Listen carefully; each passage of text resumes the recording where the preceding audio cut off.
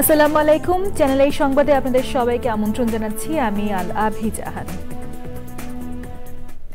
বিস্তারিত সংবাদের শুরুতেই জানিয়ে দিচ্ছি ফ্রেশ আটা ময়দা সুজি সংবাদ শিরোনামগুলো। ইস্টার সানডে ঘিরে ইউক্রেনে রাশিয়ার ৩০ ঘণ্টার যুদ্ধবিরতি ঘোষণা, পুতিনের কথায় নয় কাজে বিশ্বাসী বলে ইউক্রেনের মন্তব্য। অতীতে দলীয় স্বার্থে সংবিধান ব্যবহারের অভিযোগ এনে মূলনীতি প্রয়োজন কি না এনসিপির প্রশ্ন, স্থায়ী গণতন্ত্রের জন্য রাষ্ট্র সংস্কারে ঐকমত্য কমিশনের তাগিদ। দেশের মানুষকেই ভবিষ্যৎ ঠিক করতে হবে বললেন মির্জা ফখরুল, প্রধান উপদেষ্টার উপর আস্থা রয়েছে উল্লেখ করলেও গণতন্ত্রের বিকল্প নেই বলে মন্তব্য।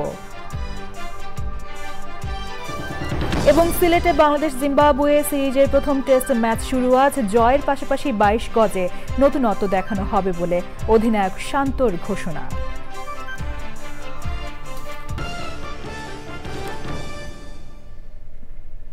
সংবাদ শিরোনামগুলো জানাচ্ছিলাম। এখনকার এই সংবাদ আয়োজন একই সঙ্গে চ্যানেল আই এর ইউটিউব চ্যানেলে এবং চ্যানেল আই এর ওটিটি প্ল্যাটফর্ম আই স্ক্রিনে লাইভ স্ট্রিম হচ্ছে।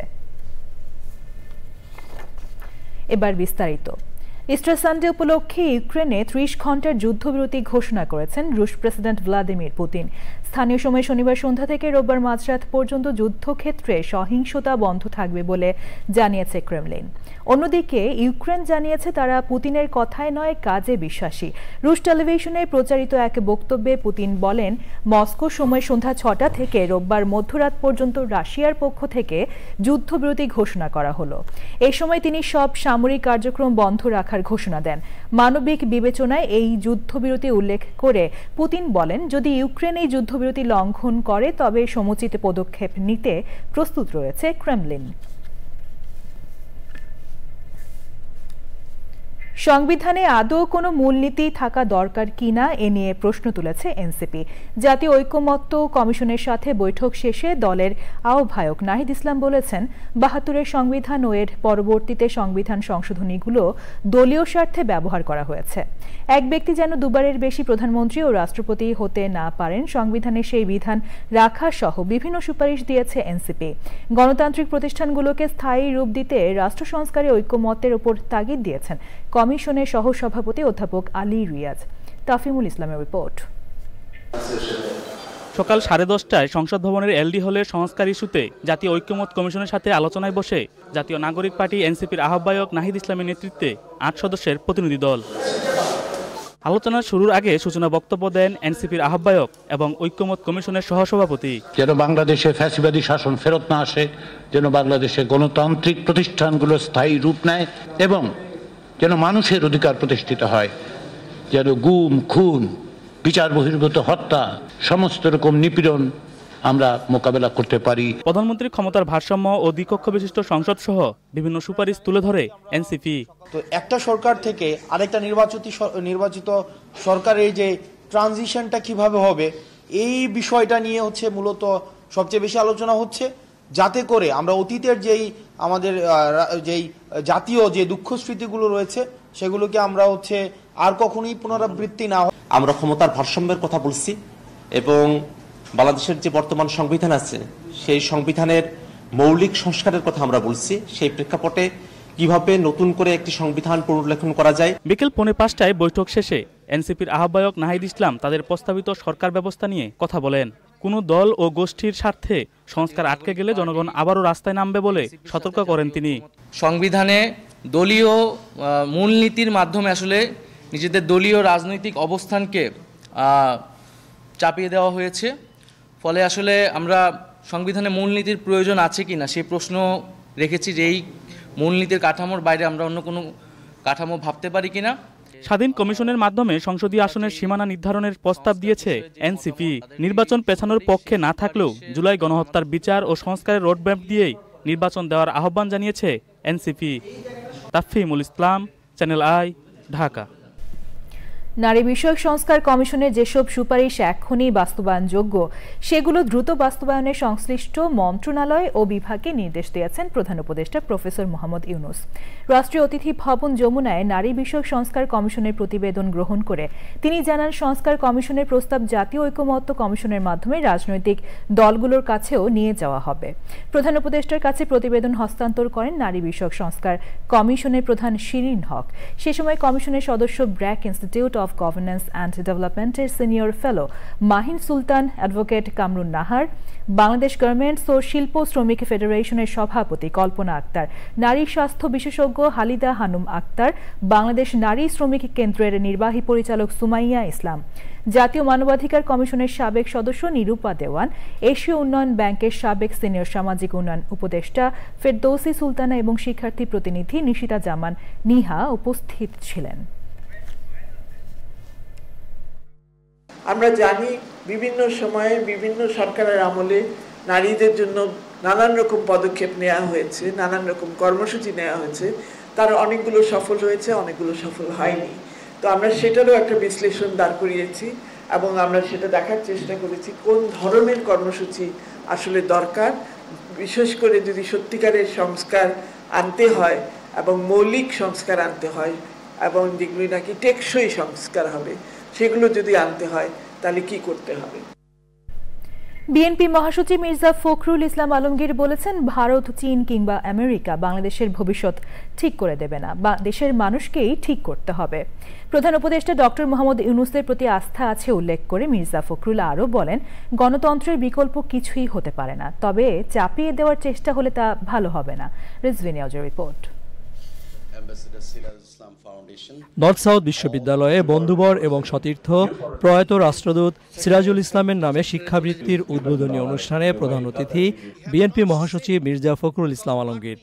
বাংলাদেশের ক্ষমতায়ন, নেতৃত্ব, ঐক্য এবং প্রবৃদ্ধি শিরোনামে সেশনে সশরীরে উপস্থিত থাকতে না পেরে আরেক বন্ধু অর্থ উপদেষ্টা ডক্টর সালেউদ্দিন আহমেদ শুভেচ্ছা বার্তা পাঠান। বহুত্ববাদের কথা বলতে গিয়ে জাতীয় নেতাদের মধ্যে মৌলানা ভাসানী, হোসেন শহীদ সোহরাওয়ার্দী, শেখ মুজিবুর রহমান, মাহবুবুল্লাহর অবদান স্মরণ করে সবাইকে ঐক্যবদ্ধ থাকার অনুরোধ জানান বিএনপি মহাসচিব। দেশটা আমাদের, এর ভবিষ্যৎ আমাদেরকে নির্মাণ করতে হবে। ওই আমেরিকা থেকে এসে ট্রাম্পও তৈরি করে দেবে না, বা আপনার চীন থেকে শি এসেও এটা করে দেবে না, অথবা ভারত থেকে মোদিও আমাদের ধাক্কা দিয়ে কিছু করতে পারবে না। সমস্যা আছে, সমস্যার সমাধান হবে। ইতিমধ্যে অনেক দূরে গিয়েছে। আমি প্রফেসর ইউনূস সাহেবকে ধন্যবাদ জানাতে চাই যে তিনি দায়িত্ব নিয়েছেন। আমার বিশ্বাসও আছে যে তিনি সফল হবেন। একটা কথা খুব জোর দিয়ে বলতে চাই, গণতন্ত্রের কোনো বিকল্প নেই এবং গণতন্ত্রকে চাপিয়ে দেওয়া যায় না। আরেক সেশনে প্যানেল আলোচনায় এবি পার্টির সাধারণ সম্পাদক ব্যারিস্টার আসাদুজ্জামান ফুয়াদ বলেন, ২৪-এর গণ অভ্যুত্থানের স্পিরিট অনেক রাজনৈতিক দল বুঝতে পারছে না বলেই তারা নির্বাচন চাচ্ছে। আমাদের ছেলেমেয়েরা, এই তরুণের রেভলিউশনারিজরা দেয়ালে দেয়ালে লিখেছে। আমি যেহেতু পলিটিক্যাল কারণে সারা বাংলাদেশে যাই, সারা দেশ সফর করি, I read the wall writings very closely. আমি কোথাও একটা ওয়াল রাইটিং দেখি নাই যে অবিলম্বে নির্বাচন দেন। ওই সেশনে প্রধান অতিথি পরিবেশ উপদেষ্টা সৈয়দ রিজওয়ান হাসান বলেন, আমরা একটা ক্রস রোডে দাঁড়িয়ে এক প্রজন্ম আরেক প্রজন্মের ভাষা বোঝার চেষ্টা করছি। কেন তরুণেরা আমাদেরকে একটা 5ই আগস্ট এনে দিতে পারলো? কারণ তারা সকল মোহের ঊর্ধ্বে গিয়ে ভয়কে জয় করে রাস্তায় দাঁড়িয়েছিল। এই ভয়টাকে আমরা জয় করতে পারি না, কারণ আমরা যে গভর্নেন্সে অভ্যস্ত, সেই গভর্নেন্স আমাদেরকে ভয়কে জয় করার কথা শেখায় না, বরং ব্যালেন্সের কথা শেখায়। ঢাকা বিশ্ববিদ্যালয় এবং নর্থ সাউথ বিশ্ববিদ্যালয়ের কয়েকজন শিক্ষার্থীকে ambassador Sirajul Islam future leaders scholar সম্মাননা তুলে দেওয়া হয় অনুষ্ঠানে। রিজভী আওয়াজ, চ্যানেল আই, ঢাকা। স্বরাষ্ট্র উপদেষ্টা বলেছেন, আওয়ামী লীগ বিভিন্ন জায়গায় মিছিল করেছে, ভবিষ্যতে যেন করতে না পারে সেটা পুলিশকে বলা হয়েছে। এক্ষেত্রে পুলিশের কোনো নিষ্ক্রিয়তা থাকলে তাদের বিরুদ্ধে কঠোর ব্যবস্থা নেওয়া হবে বলে জানিয়েছেন তিনি। মিথ্যা মামলায় কাউকে গ্রেপ্তার না করার নির্দেশ দিয়েছেন স্বরাষ্ট্র উপদেষ্টা। তিনি জানান, নিচের সারির পুলিশ সদস্যদের সুবিধার জন্য একই বিভাগে পোস্টিংয়ের বিষয়ে চিন্তা করছে সরকার। শহীদুল্লাহ রাজুর রিপোর্ট। সকালে ঝটিকা সফরে রাজধানীর বিভিন্ন থানার কার্যক্রম পরিদর্শন করেন স্বরাষ্ট্র উপদেষ্টা।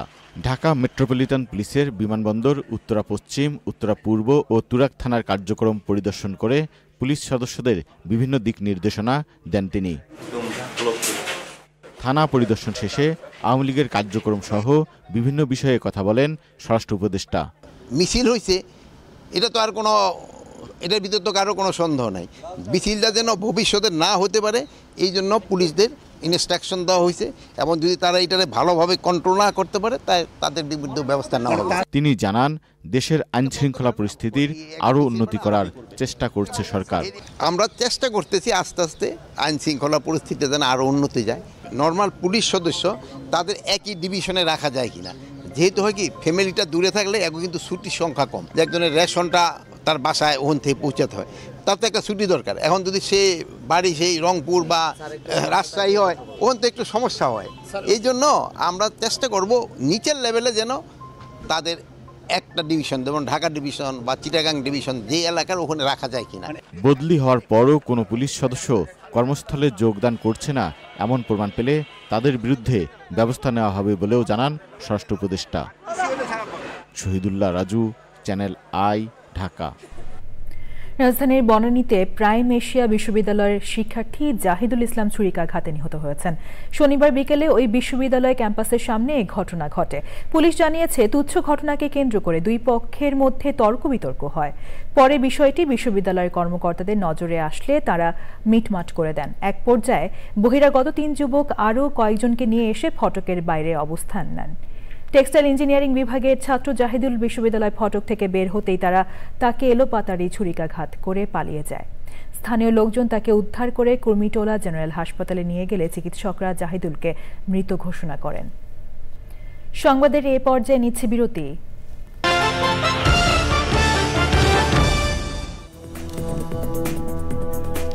ফিরে এলাম বিরতির পর। মুন্সিগঞ্জের টঙ্গীবাড়ির দক্ষিণ পাইকপাড়ার একটি পুকুর থেকে 326 রাউন্ড 7.62 চায়না রাইফেলের অবৈধ গুলি উদ্ধার করেছে পুলিশ। শনিবার রাত 10টার দিকে টঙ্গীবাড়ি উপজেলার দক্ষিণ পাইকপাড়ার ওই পুকুরে অভিযান চালিয়ে পরিত্যক্ত অবস্থায় এসব গুলি উদ্ধার করা হয়। প্লাস্টিকের বস্তা, একটি টিনের বাক্সে ভরা ছিল উদ্ধারকৃত গুলি। অভিযুক্তদের শনাক্ত ও তাদের বিরুদ্ধে আইনগত ব্যবস্থা নেওয়ার চেষ্টা চালিয়ে যাচ্ছে পুলিশ। ইরানের পরমাণু প্রকল্প নিয়ে দ্বিতীয় দফায় বৈঠক করেছে ওয়াশিংটন ও তেহরান। শনিবার ইতালির রাজধানী রোমে এই বৈঠক হয়েছে। দীর্ঘ প্রতীক্ষার পর সপ্তাহ খানেক আগে ওমানের রাজধানী মাস্কাটে প্রথম দফায় বৈঠক করেছিলেন দুই পক্ষের প্রতিনিধিরা। যুক্তরাষ্ট্র ও ইরানের মধ্যে এই আলোচনায় মধ্যস্থতা করছে ওমান। দুই পক্ষের মধ্যে বার্তা আদান প্রদানের কাজ করবেন ওমানের পররাষ্ট্রমন্ত্রী বদর আল বুসাইদি। এর আগে 2015 সালে যুক্তরাষ্ট্রের সাবেক প্রেসিডেন্ট বারাক ওবামার সময়ে ইরানের সঙ্গে একটি পারমাণবিক চুক্তিতে অংশ নিয়েছিল যুক্তরাষ্ট্র।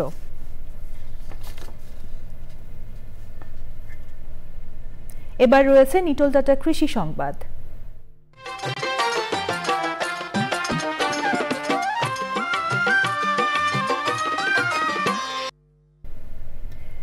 কুড়িগ্রামের উলিপুরে প্রথমবারের মতো পুষ্টিগুণে ভরপুর সুপারফুড বিটরুট চাষ হয়েছে। স্থানীয় এক কৃষি উদ্যোক্তার হাত ধরে এই চাষে মিলেছে সাফল্য, যা খুলে দিচ্ছে জেলার কৃষিতে নতুন সম্ভাবনার দুয়ার। কৃষি বিভাগ বলছে, উচ্চ মূল্যের এই সবজি চাষে কুড়িগ্রামে বিপুল সম্ভাবনা রয়েছে। রাজীব আহমেদের রিপোর্ট। উলিপুর উপজেলার ধরণীবাড়ি ইউনিয়নের ব্যাংক কর্মকর্তা সাইদুর রহমান প্রচলিত ফসলের বদলে বিটরুট চাষ শুরু করেন। ইউটিউব থেকে শেখা, শিলিগুড়ি থেকে সংগ্রহ করা বীজ আর স্থানীয় কৃষি বিভাগের সহযোগিতায় গত 3 মাস আগে 25 শতক জমিতে চাষ শুরু করেন তিনি। মাত্র 17,000 টাকা খরচে রোপণের 90 দিনের মাথায় বিটরুট উঠেছে মাঠ থেকে। প্রতিটি বিটরুটের গড় ওজন 200 থেকে 400 গ্রাম। এরই মধ্যে 80 থেকে 100 টাকা কেজি দরে 200 কেজি বিক্রি করেছেন সাইদুর রহমান। আরও অন্তত 1000 কেজি তোলার আশা করছেন তিনি। আমি সব মিলে 70,000 টাকা নিট প্রফিটের আশা করতেছি এখন পর্যন্ত। এখানে যে প্রতিবন্ধকতাগুলো হয়েছিল, আমার স্থানীয় কৃষি বিভাগ আমাকে সহযোগিতা করছেন, এর মাধ্যমে আমি প্রতিবন্ধকতাগুলো কাটিয়ে উঠতে পেরেছি।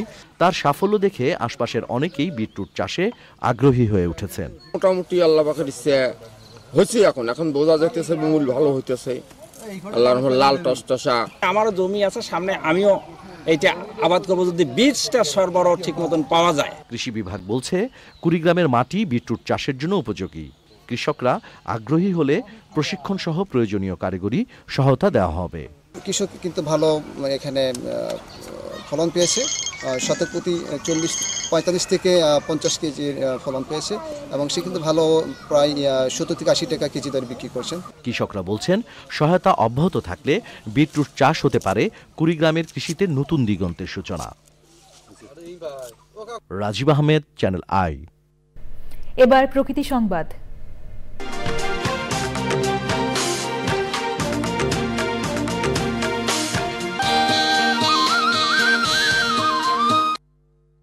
কর্তৃপক্ষের উদাসীনতা, স্থানীয়দের অসচেতনতা ও অবহেলায় অস্তিত্ব সংকটে চাঁপাইনবাবগঞ্জের মহানন্দা নদী। মেডিকেল বর্জ্য, পয় নিষ্কাশন সহ মহানন্দা হয়ে উঠেছে স্থানীয় সব আবর্জনার অন্যতম গন্তব্য। নদীর দূষিত পানি ব্যবহারে ছড়াচ্ছে বিভিন্ন রোগ ব্যাধি, হুমকিতে জলজ পরিবেশ। তবে মহানন্দা বাঁচানোর দাবির পরিপ্রেক্ষিতে দ্রুত প্রয়োজনীয় উদ্যোগের আশ্বাস কর্তৃপক্ষের। চাঁপাইনবাবগঞ্জ থেকে আশরাফুল ইসলাম রঞ্জুর তথ্য, ভিডিওচিত্রে আফরোজা হাসির রিপোর্ট।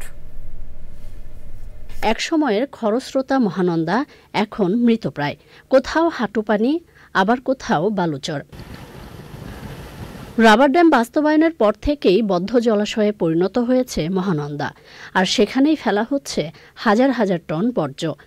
নদীতে পড়ছে শহরের ডজনখানেক ড্রেনের প্রায় 28,000 ঘনমিটার দূষিত পানি। নোংরা পানিতে গোসল করে চুলকানি হয়, আবার অনেক ময়লা আবর্জনার জন্য চুলকানি। টোটাল শহরের যে বর্জ্যগুলা, এই ক্লিনিকের, বিশেষ করে ক্লিনিক হাসপাতালের যে বর্জ্যগুলা, এগুলা ফেলছে। অনেকে বাড়ির সকালের টয়লেট পরিষ্কার করছে, আপনার এই পানি নদীর উপরে ফেলছে। যত নোংরা হয়েছে এমন জিনিস ফেলে দিচ্ছে, নোংরা করে দিচ্ছে, নদী গোসল করা যাবে না।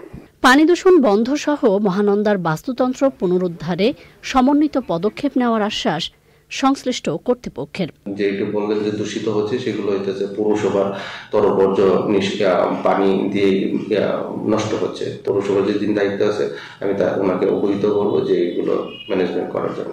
এই আউটফলকে চেঞ্জ করার জন্য আমরা স্থানীয় সরকার মন্ত্রণালয়কে অবহিত করা হয়েছে। স্থানীয়ভাবে আমরা একটা প্রকল্প ফিজিবিলিটি স্টাডির পর্যায়ে রয়েছে।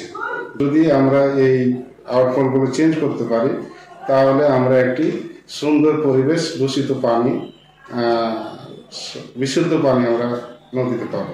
পৌরসভা, পরিবেশ, পানি উন্নয়ন বোর্ড, সব স্থানীয় গণ্যমান্য, জেলা প্রশাসন সবাইকে নিয়ে আমরা একটা মিটিং করে এর করণীয় কি সেই ব্যাপারে একটা পথ বের করে সেই অনুযায়ী আমরা পরবর্তীতে প্রয়োজনীয় ব্যবস্থা গ্রহণ করব। আশ্বাসে সীমাবদ্ধ না থেকে জলজ প্রতিবেশ রক্ষায় কার্যকর উদ্যোগের তাগিদ পরিবেশবাদী সহ সচেতন মহলের। আফরোজা হাসি, প্রকৃতি ও জীবন ডেস্ক, চ্যানেল আই। সবশেষে ফ্রেশ আটা, ময়দা, সুজি সংবাদ শিরোনামগুলো জানিয়ে দিচ্ছি আরও একবার। ইস্টার সানডে ঘিরে ইউক্রেনে রাশিয়া 30 ঘন্টার যুদ্ধবিরতি ঘোষণা। পুতিনের কথায় নয়, কাজে বিশ্বাসী বলে ইউক্রেনের মন্তব্য। অতীতে দলীয় স্বার্থে সংবিধান ব্যবহারের অভিযোগ এনে মূলনীতি প্রয়োজন কি না এনসিপির প্রশ্ন। স্থায়ী গণতন্ত্রের জন্য রাষ্ট্র সংস্কারে ঐকমত্য কমিশনের তাগিদ। দেশের মানুষকেই ভবিষ্যৎ ঠিক করতে হবে বললেন মির্জা ফখরুল। প্রধান উপদেষ্টার উপর আস্থা রয়েছে উল্লেখ করলেও গণতন্ত্রের বিকল্প নেই বলে মন্তব্য। এবং সিলেটে বাংলাদেশ জিম্বাবুয়ে সিরিজের প্রথম টেস্ট ম্যাচ শুরু আজ। জয়ের পাশাপাশি 22 গজে নতুনত্ব দেখানো হবে বলে অধিনায়ক শান্তর ঘোষণা।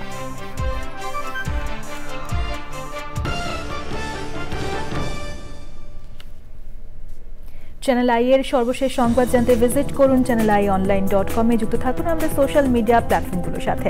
পরবর্তী শীর্ষ খবর দেখার আমন্ত্রণ জানিয়ে শেষ করছি। ধন্যবাদ সবাইকে।